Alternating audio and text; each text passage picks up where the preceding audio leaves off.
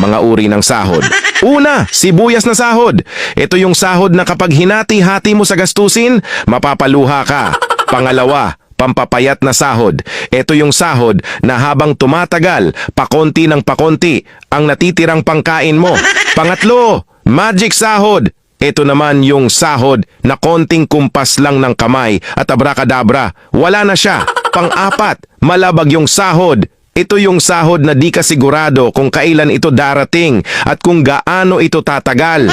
Panglima, corning pelikulang sahod. Ito naman yung sahod na tinatawanan mo na lang para di ka mabwisit.